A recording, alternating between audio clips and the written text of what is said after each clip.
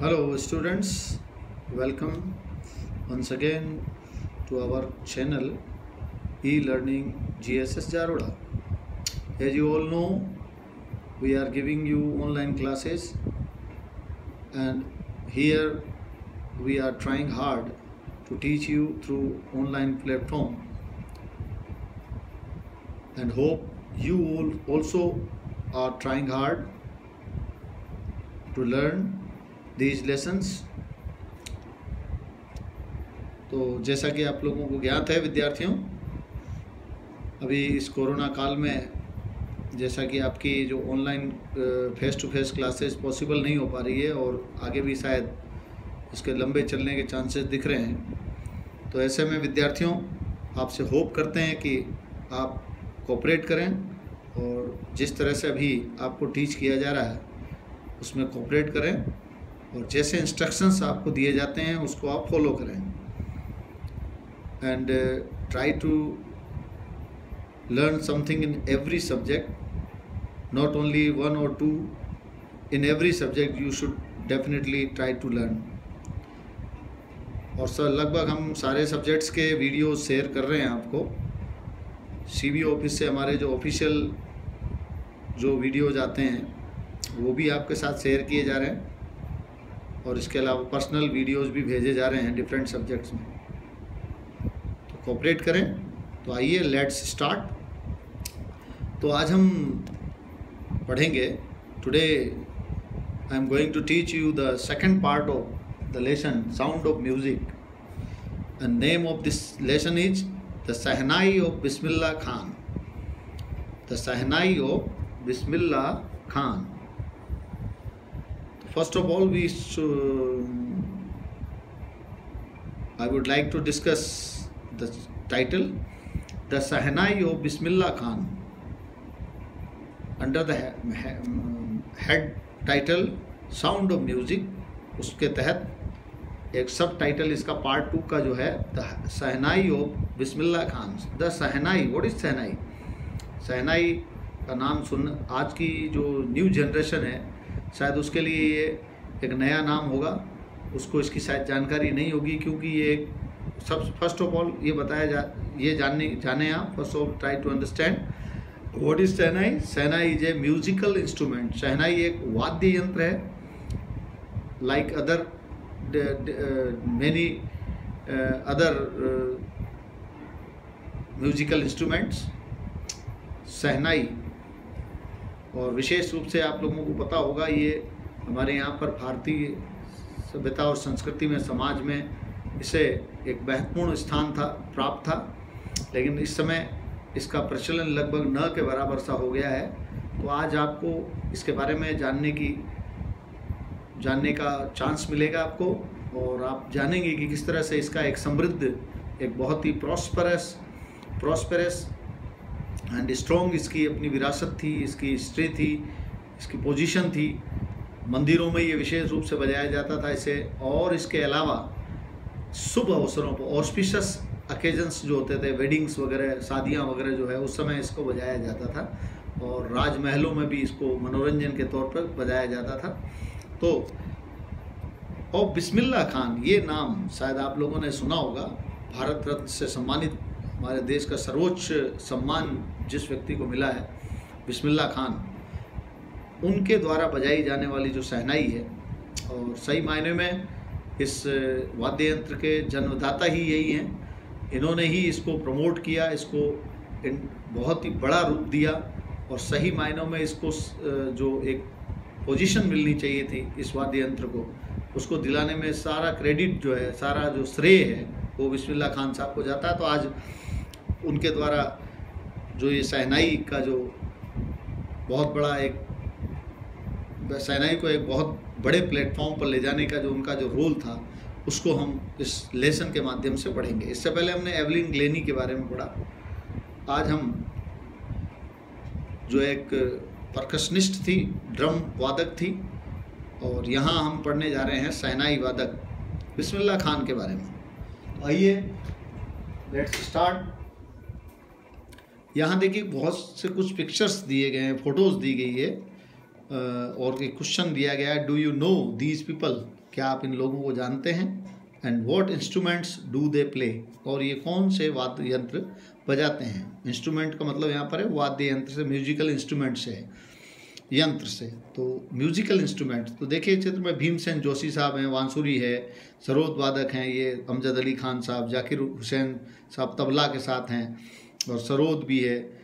और इसके अलावा ये लास्ट में देखिए यहाँ पर जो जिनके बारे में ये चैप्टर दिया जा रहा है, बिस्मिल्लाह खान साहब, ये शहनाई बजा रहे हैं। तो आइए हम जानें। थिंक ऑफ, सबसे पहले देखिए यहाँ कुछ बातें आई है, उसको मेन पैराग्राफ को शुरू करने से पहले, think of the shehnai and the first thing, think of the shehnai. जैसे ही आप विचार करते हैं शहनाई के बारे में, शहनाई का जैसे ही आपके दिमाग में आता है, लेखक कहना चाह रहे हैं, इसके जो हमारे राइटर हैं, ये थिंक ऑफ द शहनाई, जैसे ही हम शहनाई के बारे में विचार करते हैं तो and the first thing you will probably imagine, और जो पहली बात जो आपके दिमाग में आएगी, प्रोबेबली मैंने शायद, और इमेजिन का मतलब होता है कल्पना करना, यानी आप जैसे ही आप विचार करेंगे शहनाई के बारे में, शहनाई के बारे में जैसे ही आपके दिमाग में विचार आएगा, तो पहली चीज़ जो, for the first thing you will probably imagine, पहली बात जो आप कल्पना करेंगे वो है इज़ ए वेडिंग और ए सिमिलर ओकेजन और फंक्शन। तो आपके दिमाग में या तो किसी वेडिंग यानी शादी, विवाह, वेडिंग माने विवाह समारोह जो होता है, या सिमिलर ओकेजन या विवाह जैसा ही कोई अन्य अवसर या फंक्शन आपके दिमाग में आएगा, क्योंकि इसका ज़्यादातर प्रचलन या इसको ज़्यादातर इन्हीं अवसरों पर बजाया जाता है। इसलिए जैसे ही आप शहनाई के बारे में सोचेंगे तो सबसे पहले आपको किसी शादी समारोह या शादी के अवसर या इससे जुड़े हुए अन्य अवसरों के बारे में दिमाग में आएगी या उसकी आप कल्पना करेंगे। द नेक्स्ट वुड, और अगला जो आपके दिमाग में आएगा, the next would probably be उस्ताद बिस्मिल्लाह खान, और अगला जो आपके दिमाग में नाम आएगा अगर शहनाई के, जैसे मान लीजिए क्रिकेट के बारे में जानने की बात करते हैं, क्रिकेट के बारे में बात करते हैं, तो क्रिकेट में जैसे ही क्रिकेट का नाम आता है तो जितने भी इसके ग्रेट प्लेयर्स हैं उसके बारे में हमारे दिमाग में आएगा, उसको इस खेल में बहुत अच्छा करने वालों के बारे में आएगा। इसी तरह तबले के बारे में आए तो जाकिर हुसैन साहब का नाम आएगा। तो ठीक उसी तरह से शहनाई का जहाँ भी नाम आएगा तो सबसे पहले हमारा दिमाग, हमारे माइंड में स्ट्रक करेगा वेडिंग या सिमिलर ओकेजन या कोई फंक्शन के बारे में हमारे दिमाग में आएगा, क्योंकि इस अवसरों पर इसको बजाया जाता है। एंड देन उसके बाद जो हमारे दिमाग में थिंकिंग आएगी वो उस्ताद बिस्मिल्लाह खान की आएगी, द शहनाई मैस्ट्रियो, जो कि शहनाई के सम्राट हैं, शहनाई के मास्टर हैं। मैस्ट्रियो मीन्स मास्टर या सम्राट, जिन्होंने इसमें कमांड पाई थी। शहनाई के पहले देखिए द क्यों लगा हुआ है, ये भी रीजन आपको बताया हुआ। म्यूजिकल इंस्ट्रूमेंट जितने भी हैं उनके नाम के पहले द का प्रयोग किया जाता है, ये ग्रामेटिकल रूल है। द आर्टिकल का प्रयोग में ये एक कंडीशन है, तो ध्यान रखेंगे म्यूजिकल इंस्ट्रूमेंट के पहले द का प्रयोग किया जाता है। तो दूसरा जो नाम हमारे साथ दिमाग में आएगा वो शायद उस्ताद बिस्मिल्लाह खान का आएगा। और क्यों आएगा आप जानते ही हैं, शहनाई मैस्ट्रियो हैं वो। प्लेइंग दिस इंस्ट्रूमेंट, क्या करते हुए, इस इंस्ट्रूमेंट को बजाते हुए एक कल्पना हमारे दिमाग में उस्ताद बिस्मिल्लाह खान के नाम के रूप में या उनके रूप में हमारे सामने आएगी। तो ये हुई सामान्य बातें। तो अब आगे हम मुख्य बिंदु पर, हमारे जो लेसन है वो एक्चुअली शहनाई के बारे में है और उसके सम्राट यानी मैस्ट्रियो ऑफ शहनाई उस्ताद बिस्मिल्लाह खान के बारे में है। तो पहले हम हिस्ट्री पढ़ेंगे इस वाद्य यंत्र की, कैसे ये वाद्य यंत्र प्रचलन में आया, कैसे लोगों ने इसका इजाद किया, इसका डिस्कवरी की। तो फर्स्ट पैराग्राफ लेते हैं इसका। एम्परर औरंगजेब, एम्परर मीन्स होता है किंग, एम्प्रेस मीन्स किंग, राजा, रूलर। जो emperor Aurangzeb banned the playing, Aurangzeb एक मुगल सम्राट था और जो संगीत बिल्कुल म्यूजिक से उसको चिढ़ती, एक नाराजगी थी उसकी, और वो इस्लाम विरोधी मानता था म्यूजिक को। और इसीलिए औरंगजेब जो है उसने बैन माने पाबंदी लगाना, पाबंदी लगाई बैन, बैंड, बैंड, ये 3 फॉर्म है। तो एम्परर जैसा आप सुनते रहते हैं, उस फिल्म पे बैन लगा दी गई, उस काम पे बैन लगा दिया गया है ना, इस तरह के शब्द आप सुनते रहते हैं। तो emperor Aurangzeb banned the playing of musical instrument called pungi in the royal residence. यानी क्या बात हुई, देखिए इतिहास समझा रहे हैं, समझने की कोशिश करें। यहाँ पर एम्परर औरंगजेब जो था उसने playing of musical instrument called pungi, pungi नाम की जो एक म्यूजिकल इंस्ट्रूमेंट थी उसके ऊपर उसने रोक लगा दी। देखिए इधर पुंगी जो है, इधर आपके नजर, ये देखिए ये पुंगी का दृश्य है, इसको पुंगी कहते हैं। ये यहाँ ये देखिए पुंगी है, ये दिस वन इज पुंगी। इसके वादन पर, इसके प्लेइंग ऑफ म्यूजिकल इंस्ट्रूमेंट पुंगी जो है, इसके वादन को रॉयल रेजिडेंस में, रॉयल रेजिडेंस का मतलब शाही जो उनका आवास था, रेजिडेंस का मतलब होता है आवास, आवास। और रॉयल, देखिए यहाँ पर जानकारी है, रॉयल माने शाही, राजा महाराजा का। तो यहाँ एक फंडा हम जानेंगे, बाद में इस चीज़ की चर्चा करेंगे। रॉयल शब्द किसी भी वर्ड के पहले लग जाए तो उसका मतलब राजा महाराजा का या शाही होता है। जैसे रॉयल पैलेस तो शाही महल हो गया। इसी तरह और भी किसी के पहले रॉयल लग जाए, रॉयल डिक्री या शाही आदेश, तो रॉयल का मतलब जो है शाही होता है या राजा महाराजा का। जैसे भी आप देखते हैं किसी भी वर्ड के पहले गवर्नमेंट लग जाता है तो वो राजकीय हो जाता है, शासकीय हो जाता है। तो उसी तरह से रॉयल जो है उसका मतलब होता है शाही। तो अब जानते हैं क्या हिस्ट्री थी। औरंगजेब जो था, king Aurangzeb banned the playing of a musical instrument called pungi. तो औरंगजेब ने पुंगी के वादन पर इन द रॉयल रेजिडेंस, शाही आवास में, शाही महल में उसने इसके वादन पर रोक लगा दी। फोर, क्यों लगा दी? फोर का मतलब है क्यों की है। अगर फोर के बाद में कारण आ रहा है, रीजन आ रहा है, तो वहाँ उसका मतलब क्यों की होता है। यहाँ मतलब इसका क्यों की है। और अगर मान लीजिए इसके बाद में टाइम आ रहा है तो उसका मतलब है से। और सिंस के साथ भी ऐसा ही है, सिंस के बाद भी अगर रीजन आ रहा है तो भी उसका वहाँ पर अर्थ क्यों की होगा, और समय आ रहा है तो से होगा। तो देखिए फर्स्ट पैराग्राफ की जो फर्स्ट लाइन पढ़ रहे थे हम, इससे काफ़ी इन्फॉर्मेशन हमने यहाँ पर गैदर की है। किंग औरंगजेब ने जो है पुंगी तो रॉयल रेजिडेंस में, एक इंस्ट्रूमेंट है ये म्यूजिकल इंस्ट्रूमेंट, उसके रॉयल रेजिडेंस में बजाने पर उस पर रोक लगा दी। फोर, क्यों लगा दी? Because it had a shrill unpleasant sound, क्योंकि इसकी जो आवाज़ थी, इस इट किसके लिए आया यहाँ पर? इट सहनाई, पुंगी के लिए आया। The word it here refers to pungi. At shrill, shrill माने तीखी, तीखी आवाज़ थी इसकी, कर्कश कह सकते हैं जिसको। अनप्लीजेंट का मतलब कर्कश, असुहानी, जो सुहानी न हो। ऑब्जेक्ट इसका प्लीजेंट होता है साउंड। इस कारण से इसके ऊपर बैन लगा दिया उसने। पुंगी बिकेम, और इस तरह से pungi became the generic name, pungi became the generic name for reeded noise makers. Actually जो पुंगी थी, ये जितने भी रीडेड नॉइज मेकर्स है, यानी नरकुट से बने हुए, या कहने का मतलब उसके ईख के जो बांस होते हैं, बांस जो होती है उससे बने हुए जितने भी यंत्र थे, उसकी वो एक पुंगी जो है वो जेनेरिक नेम बन गई। जेनेरिक नेम का मतलब है नेम, ये देखिए यहाँ लिखा हुआ भी है, a name given to a class और ग्रुप एज ए होल, यानी संपूर्ण रूप से किसी एक ग्रुप को जो नाम दिया जाता है उसको जेनेरिक नेम कहा जाता है। तो जेनेरिक नेम दिया गया रीडेड नॉइज मेकर्स जितने भी थे, यानी नरकुट से बने हुए जितने भी नॉइज पैदा करने वाले, आवाज़ करने वाले जितने भी यंत्र थे, उन सबको पुंगी नाम दिया गया। पुंगी उनका जो है जेनरिक नेम बन गया। ठीक है, यहाँ तक समझ में आ गया आपको। Few had thought that it would one day B revived. Few, देखिए ये भी एक डिटर्मिनर है, द की तरह ये भी एक डिटर्मिनर है, फ्यू ग्रुप का है। फ्यू का प्रयोग कहाँ किया जाता है आपको पहले बताया भी गया है, जब किसी भी नाउन की संख्या जो है न के बराबर हो, यानी न के बराबर काम न चले, तो वहाँ पर हम फ्यू का प्रयोग करते हैं। जैसे यहाँ पर फ्यू हैड थॉट, न के बराबर लोगों ने, यानी बहुत ही कम लोगों ने, सेमी नेगेटिव वर्ड है ये फ्यू, यानी कहने का मतलब नकारात्मकता का भाव देता है।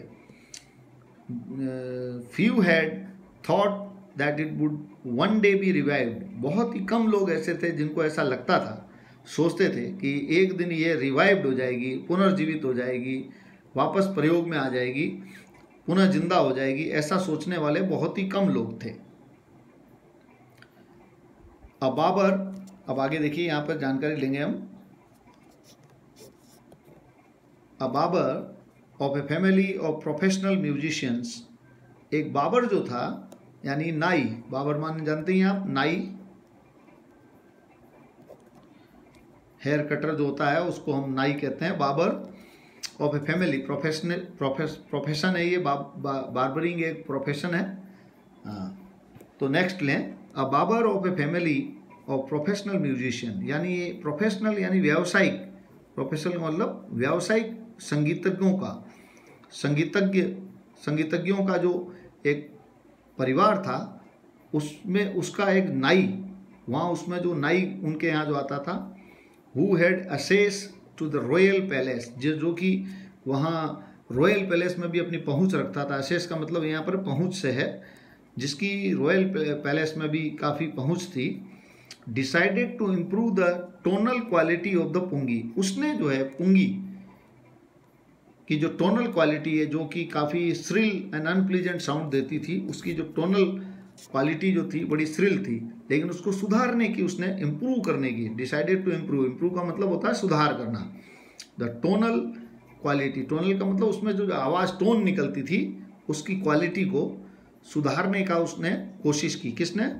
अ बाबर, एक नाई ने, of a family of professional musicians, जो कि प्रोफेशनल म्यूजिशियंस के घर में नाई का काम करता था, वहाँ नाई के रूप में जाता था, लोग उनके बाल काटता था, उन व्यावसायिक म्यूजिशियंस का, और जिससे उसको भी संगीत में रुचि थी। और फिर उसने जो है, और रॉयल पैलेस में भी उसकी अच्छी खासी पहुंच थी। रॉयल पैलेस का मतलब समझ गया, अभी बताया मैंने आपको एक फंडा, जिस किसी भी वर्ड के पहले रॉयल लग जाए उसका मतलब शाही होता है, राजा महाराजा का होता है, और उसके आगे जो भी वर्ड लगा उसका अर्थ लगा दें, तो रॉयल पैलेस का मतलब शाही महल में उसकी पहुंच थी। और उसने ये डिसाइड किया कि क्योंकि उसकी भी संगीत में रुचि थी, तो उसने इसके टोनल क्वालिटी को सुधारने की निश्चय किया। ही चोज, क्या किया फिर उसके लिए, देखो क्या उसने एफर्ट्स किए। ही चोज, चूजेन, चोज का मतलब सेलेक्ट किया, चुना। A pipe with a natural hollow, एक पाइप लिया उसने लकड़ी का, उसमें विद ए नेचुरल होलो, उसमें पहले से ही छेद थे। होलो का मतलब होलो स्टेम थी वो, with a natural hollow stem, उसके अंदर पहले से ही एक पाइप के अंदर वो जो लकड़ी ली उसने, उस तने में पहले से ही एक जो है होल था, सुराख था, होलो स्टेम थी। दैट वॉज लॉन्गर, और ये थोड़ी सी क्या थी, अपेक्षाकृत लॉन्गर थी एंड ब्रॉडर थी, अपेक्षाकृत लंबी भी थी, एंड ब्रॉडर माने चौड़ी भी थी, देन द पुंगी, पुंगी की तुलना में। ये जो उन्होंने लिया तना, जो होलो था, खोखला था, होलो मीन्स खोखला, खोखला, और longer and broader than the pungi, और पुंगी की तुलना में थोड़ा सा अपेक्षाकृत लंबा भी था और चौड़ा भी था। दोनों ये कंपैरेटिव डिग्री हैं, longer and long, longer longest, broad broader broadest than the pungi, and made 7 holes on the body of the pipe, और फिर उस पाइप के शरीर पर यानी उसके ऊपर 7 जो हैं होल्स उन्होंने उसमें बनाए, उस खोखले स्टेम के ऊपर लकड़ी के उन्होंने 7 जो हैं, उस बाबर ने 7 उसमें छेद किए, होल्स किए। ये देखिए तैयारी हो रही है यहाँ पर एक तरह से शहनाई के निर्माण की, शहनाई कैसे बनी, शहनाई का किस तरह आविष्कार हुआ।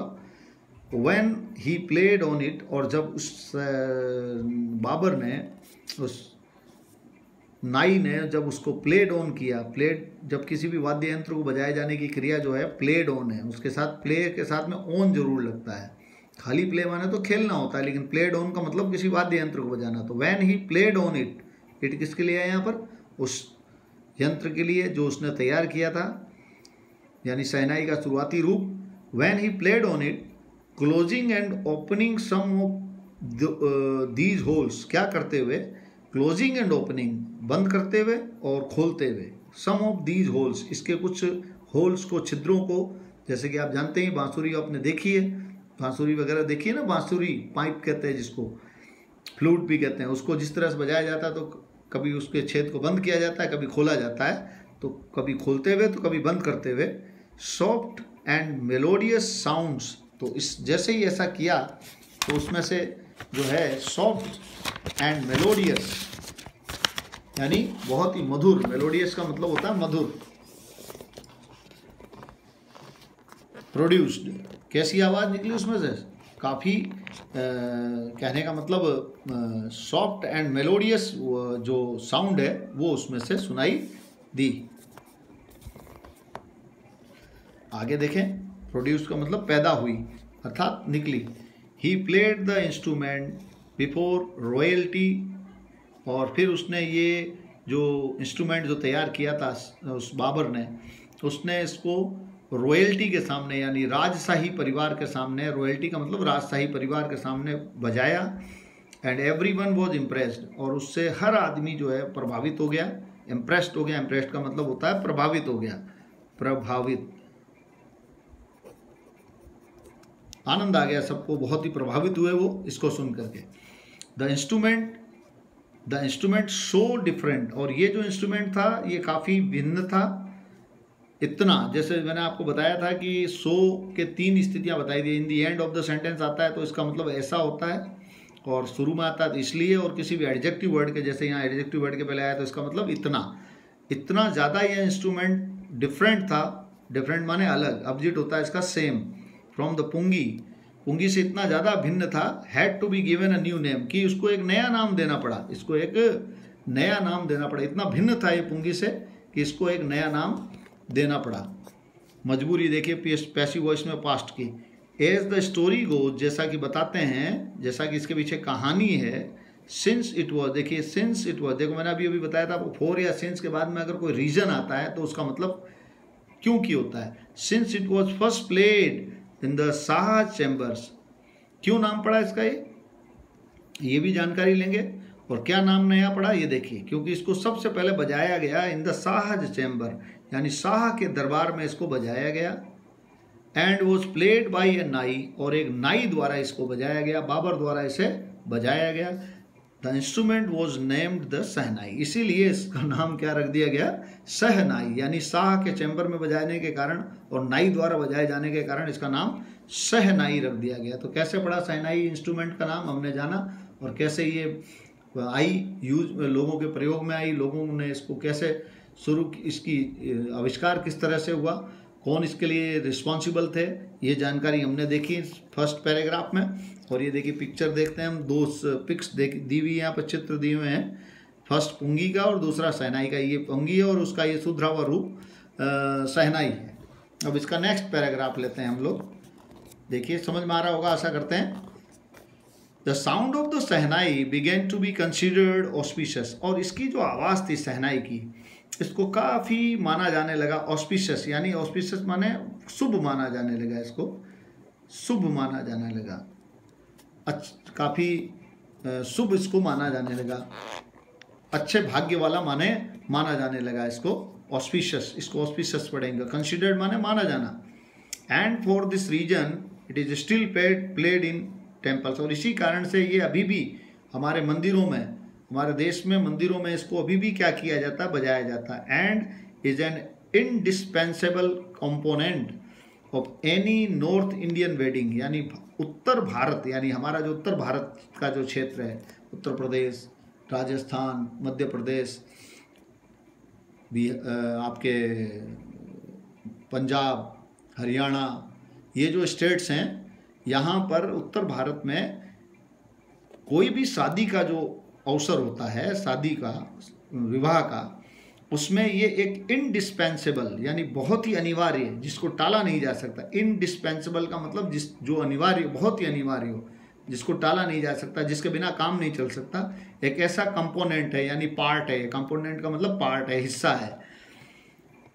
और मंदिरों में भी इसको इसी कारण से बजाया जाता है, और ऑस्पिशियस होने के कारण विवाह में भी और मंदिर में, दोनों में इसको बजाया जाता है शुभ अवसरों पर। In the past in the past यानी भूतकाल में पहले the shehnai was part of the नौबत और ट्रेडिशनल असेंबल ऑफ 9 इंस्ट्रूमेंट। पहले, इससे पहले जो शहनाई है वो पार्ट ऑफ नौबत यानी एक ट्रेडिशनल असेंबल ऑफ 9 इंस्ट्रूमेंट। 9 जो नाम से पता चल रहा है, नौबत यानी 9 जो म्यूजिकल इंस्ट्रूमेंट का जो एक ग्रुप हुआ करता था उसका ये एक हिस्सा हुआ करता था। उनमें से एक ये हुआ करता था, 9 में से एक शहनाई भी उसमें होती थी, पहले की बात है। फाउंड एट रॉयल कोर्ट्स, जो कि रॉयल कोर्ट्स यानी शाही दरबार, जैसे अभी फंडा बताया था मैंने आपको, फिर आया देखिए रॉयल और कोर्ट माने आप जानते ही हैं दरबार। तो शाही दरबारों में पाई जाने वाला जो नौबत था, यानी ट्रेडिशनल यानी परंपरागत, असेंबल ऑफ 9 इंस्ट्रूमेंट यानी नौबत का एक हिस्सा हुआ करता था ये। टिल रिसेंटली, तब से आज तक, इन दिनों, it was use only in temples, तब से आज तक इसका केवल मंदिरों में एंड वेडिंग्स यानी शादियों में इसका प्रयोग किया जाता रहा है, प्रयोग किया गया है। The credit for bringing this instrument on to the classical stage, और इसको कहाँ लाने के लिए, इसको शास्त्रीय स्टेज पर लाने के लिए, शास्त्रीय इसका क्लासिकल स्टेज पर लाने के लिए जो उसका क्रेडिट जो जाता है, क्रेडिट का मतलब श्रेय, वो सीधा जाता है, ये गोज टू उस्ताद बिस्मिल्लाह खान। उस्ताद बिस्मिल्लाह खान का को इसका पूरा क्रेडिट जाता है। तो ये अभी हमने जाना कि किस तरह से ये शहनाई जो है एक महत्वपूर्ण, शहनाई जो है किस तरह से अपने अस्तित्व में आई, उसका क्या इतिहास रहा, किसने उसको प्रमोट किया, किसने उसका आविष्कार किया, और फिर उसके बाद कौन ऐसा बंदा था जिसने इसको एक क्लासिकल स्टेज पर या बहुत बड़ा नाम इंटरनेशनल लेवल का एक वाद्य यंत्र बनाया, जो कि मंदिरों और केवल वेडिंग्स पे ही बजाया जाता था, लेकिन इसको अंतर्राष्ट्रीय स्तर पर ले जाने का काम जो है, क्लासिकल स्टेज पर लाने का काम, श्रेय जो है उस्ताद बिस्मिल्लाह खान को जाता है। तो आज के लिए इतना ही बहुत है। आप इसके डिफ़िकल्ट वर्ड्स को लिखें और बाज़ार से आप जल्दी से जल्दी, जितना जल्दी हो सके, अपनी जो सपोर्टिंग बुक है एक्सीलेंट, उसको परचेज करें और उसमें आपको बहुत मदद मिलेगी सेल्फ स्टडी में। आज के लिए इतना ही बहुत है। अगला वीडियो जो है हम नेक्स्ट जो पार्ट है इसका, वो नेक्स्ट वीडियो में देखेंगे। तब तक ओके, धन्यवाद।